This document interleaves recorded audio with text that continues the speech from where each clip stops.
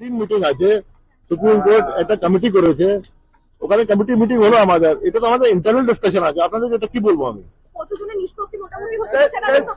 নিষ্পত্তি যেটা আছে, যেটা আমি আমার পোর্টাল থেকে দেখলাম, প্রায় 21 লাখ থেকে বেশি হয়ে গেছে।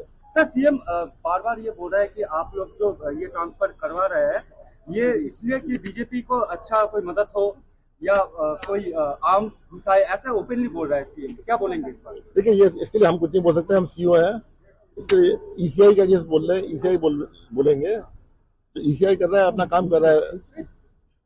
सर सीएपीएफ को लेकर भी सीएम ने कहा है कि ये ठीक नहीं हो रहा है, अदालत में कोर्ट में इसको चैलेंज करेंगे।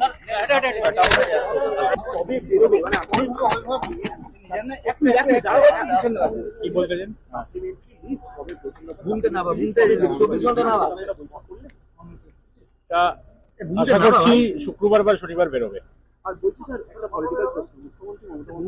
এর কোনো উত্তর আমি দেবো না। आपको लगा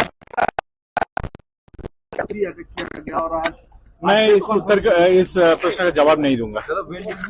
सप्लीमेंट्री लिस्ट करने देगा। আমরা চেষ্টা করছি। প্রায় 20 লক্ষ বলতে পারবো না। ट्राइब्यूनल का कुछ হাইকোর্ট আমাদের জানাবে আগামী 2-3 দিনের মধ্যে ট্রাইব্যুনালের জন্য কারা কারা সিলেক্টেড হয়েছেন। তারপরে আমরা রাজ্য সরকারের তরফ থেকে ব্যবস্থা করে দেবো, ব্যবস্থা করার পর তারা আসবেন।